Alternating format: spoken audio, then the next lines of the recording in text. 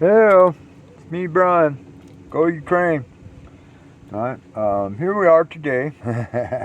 We're replacing the heater unit in our little camp trailer because the old heater unit died. Alright, this is the third year I've lived out here, the third winter. Right, and every winter I've had to deal with this heater. There's other videos into this. But the problem is, right, with this heater is this is the sparker unit, right, that ignites. The gas feed comes in here, goes through the regulator, through the thing, and comes out. It fills up this little chamber right here. Right here, let me do that again. Right, the gas feed is right here, comes down, goes into the little regulator thing, right, and it fills up this little triangular pointed shape thing with the screen on it, this little chamber, and then the igniter right here is the sparker. Well, the problem is that there's Ron says there's something wrong inside here. Right, so the whole thing's shot, you know, because you can't, this thing was made in the 80s, right, and they don't make these parts anymore for these kinds. So, Ron, being the kind of guy he is, right, since he took it apart, you know what I'm saying, he determined, right, the old heater's right here. Here, let's take a look at it. This is the old unit right here. As you can see, it's been through the war. I've rewired it a few times. We replaced the blowers. We replaced the motor. Right now the thing that I just showed you plugs in right here in the top hole. Right, the bottom hole is the exhaust hole for the pipe that goes in there. Right, so and that you know goes into the chamber where the gas actually burns. You know what I'm saying? Right, makes the heat. Right. Well, this heater is finally seen its better days, so we're putting in a new one. So what we got going is I've just been test fitting the new one. It's a replacement heater. It's basically the same one, right? From another camp trailer that was salvaged somewhere. Ron, Ron's a good guy. He really is. All the people in this valley are. So I've just been test fitting it. So now what I'm going to do is you see the wires right here. These 4 wires, 2 blue ones, the yellow one, and the red one. Right? I've already wired. Got the plug plugged together inside, and got these ones out right here.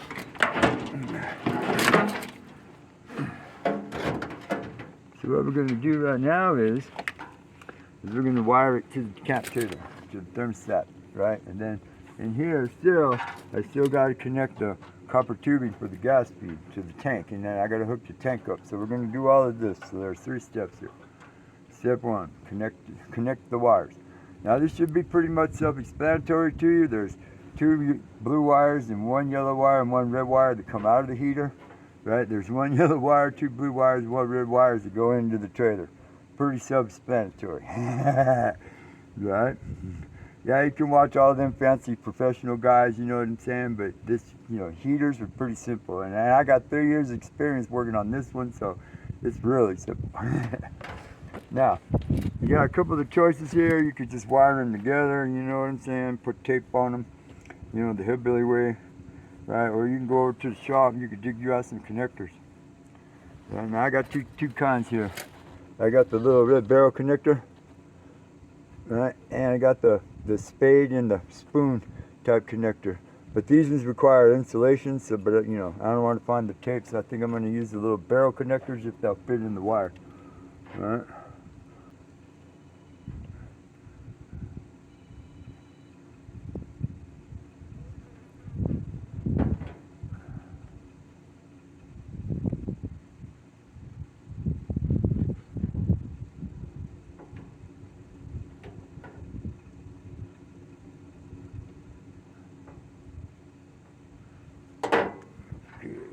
Down to the red wire. See, red to red.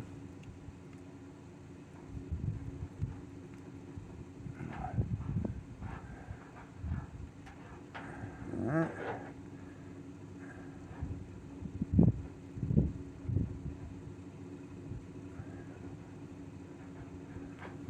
Good solid connection, and then repeat the process.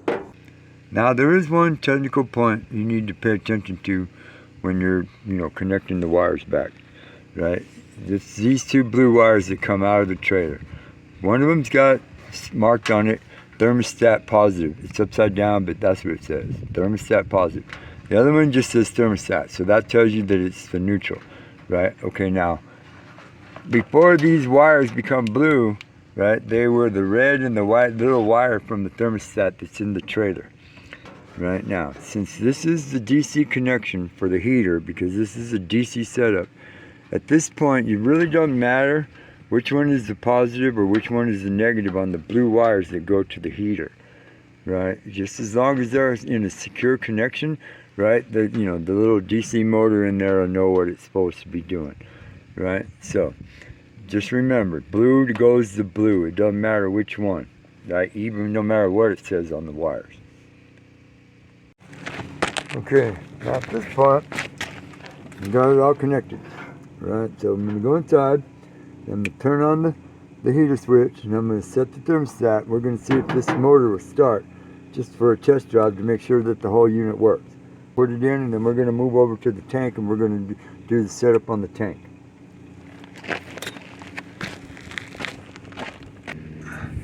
Okay, see, so this is what we're looking at. This is that. This connector is good. That goes up into there. That one's good. The switch is on. Let's turn it off. Turn it back on. Reset button is right here. Count to 10 at least. Alright. This connection's good. This connection's good. This connection's good. That one's wired together. Alright, that one goes to the motor, comes out, goes around right to there. Alright, that's the ground for the motor and the block. Alright, that one's plugged in. These ones are plugged in. Those ones are plugged in. Why aren't we getting any power? Okay, so sometimes, you gotta figure things out. You gotta improvise. I keep saying this.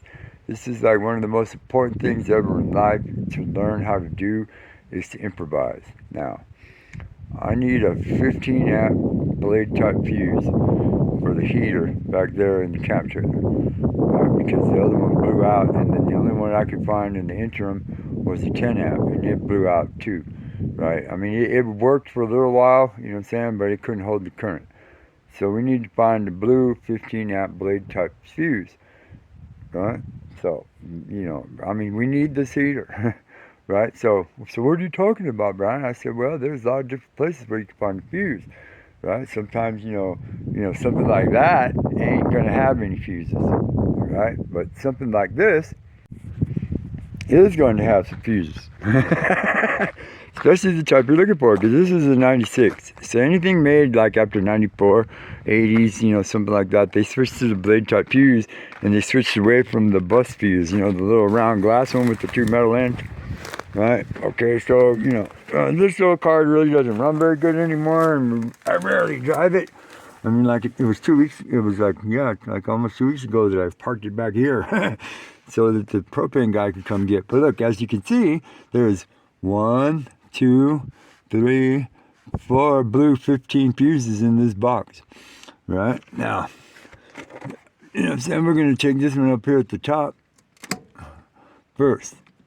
That's on the auxiliary side, and we're going to see what it looks like. Woo! Right there, let's put it down, look at it. Oh yeah, that one's good. I don't know if you can tell or not, but you see the little loop in the center? That one's still good. Right, so, don't ever give up. Just because you don't have something in your shop doesn't mean you don't have something out there in the yard laying around, right, where you can't improvise. 1 and 9. 1 and 9. Come on, give it up.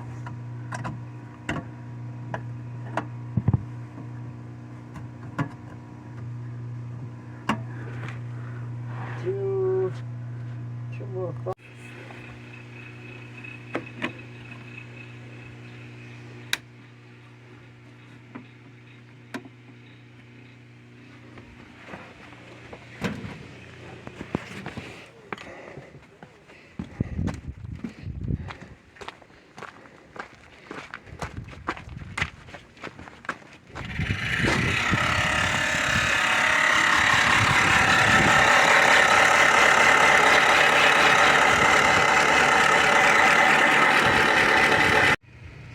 Okay, you heard it running, right? So we know it works, right? But you heard it rattling a little bit too, so I had to modify a little bit of the housing, right, so that it wouldn't rattle, because the squirrel cage is just a little bit off of being completely round, so it kind of wobbles a little bit. So I had to take the cover off right here and raise it up, right, to get to the squirrel cage. And right here at the end of the housing, I took the needle nose pliers and bent it that way, bent it out, got it down in there pretty far, a couple of inches to move the housing away. And then I did it on this side here too, right here at the end, right, so it doesn't rattle anymore. So now we're just gonna put it back together, plug it in, hook up the gas, and see what goes. Okay, here we go.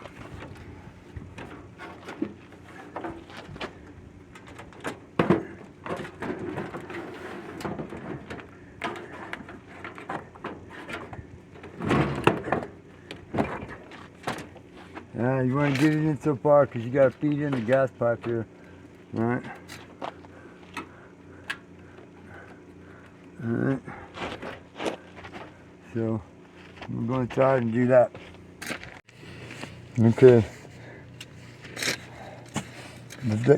There's really only one way to do this. You got to take the exhaust pipe out. It's just the thing that looks like this, right? It's just the end piece is shoved into the hole back in there that I showed you earlier. So you gotta loosen up this butterfly nut that's right here, right? So the thing can slide out. All right.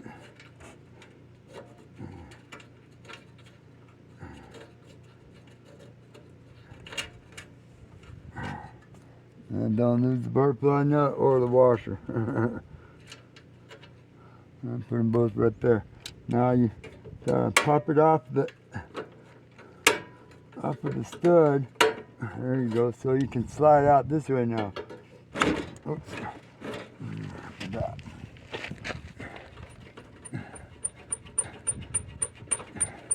Sometimes you have to be persistent. There we go. Pulls right out, see? Now you got room to work on the gas pipe. Jerry found him a king snake. Right, Sissy's right there underneath the Jeep. So, see, Sissy's right there. Right. The king snake's bagging him up. Right, Jerry's gonna get him, right, if you don't watch out. This time of the year, they like to come out and sun themselves. He's hiding in the shadows right now. Sissy's right there. She's not afraid of him. He's all spark and no bite. I mean, they'll bite you, but, you know, big deal. Alright. So Derby's right here. So that's what's going on over here. What we're doing is, after much searching, we have found the elusive Teflon tape. Right, which leads us to part 2. Right, hooking up the big tank. This one is a 120 gallon one. Right, $55 a month. This is a tank. Right now it's currently half full, so it's got 60 gallons of fuel in it. Right, we need to hook it up. We need to hook up this hose, right, to this fitting, and to the fitting on the side of the block over there. Right?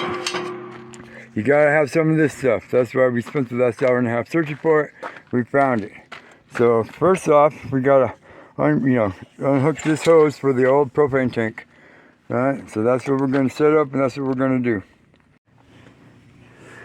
Okay, I'm pretty sure you can see what I'm doing. All right, we get the old crescent wrench right here. All right, and just unloosen him.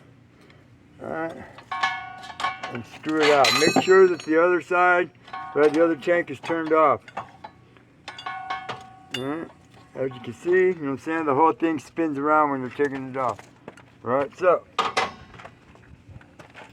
The good thing is that, you know, for the tank, right, the other hose, right, it's a spinner, so you could just screw it right on. So you want to put this side in first, right? Remember, the whole thing twists, so you got to get the Teflon tape, right?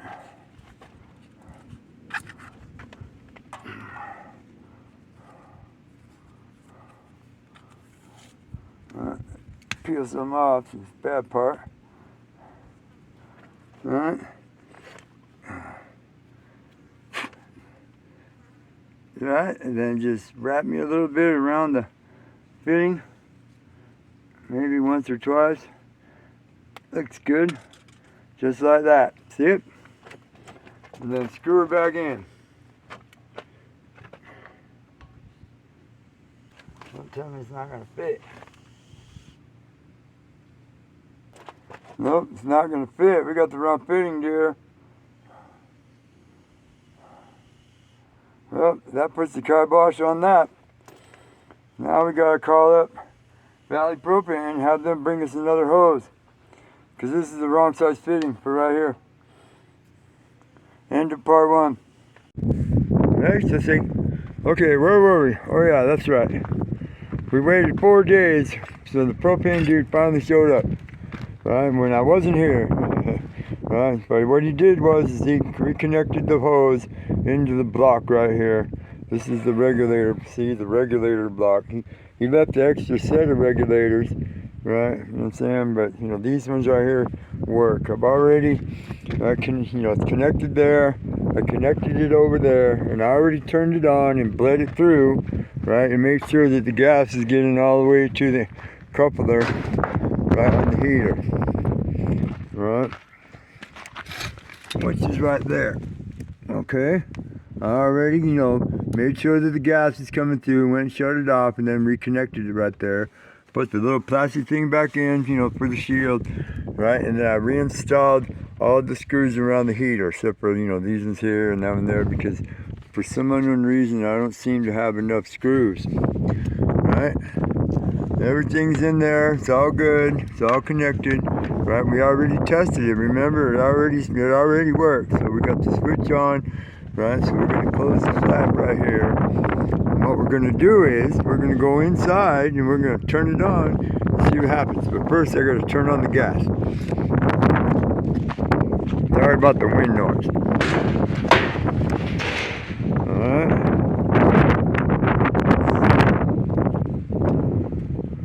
We got gas. Alright, let's go inside. Hey, Doobie.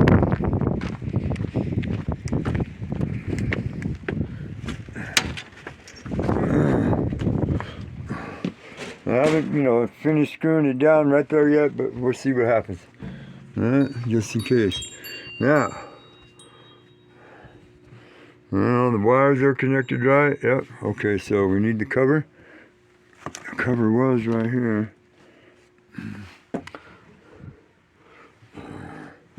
Well, there it is, I think. Yeah, that's the cover. Okay, so put the cover back on. Right here on the side. Right here on the side is the heater and the cooler on-off switch, and then the one at the top is the fan. So we're gonna put this one on heater, right? The fan on auto, and we're gonna turn it up. And then we're gonna wait and see what happens.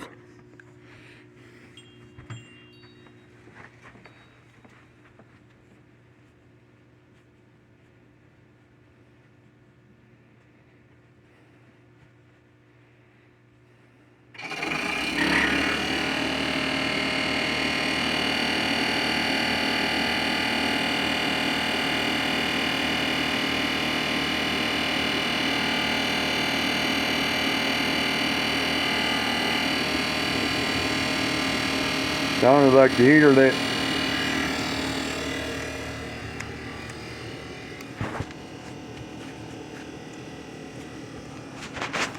Let's see, oh yeah. Oh yeah. Oh yeah, we got a heater again. Alright. It's a little noisy, but I can adjust that. Right. There you go. Reinstallation of a propane furnace in a camp trailer. It's me, Brian. Yeah, we're going to adjust it and get it going. Right, you'll see what happens. Right. Go Ukraine. Right. Please like and subscribe and share this video if you think I can't fix the noise. Thank you.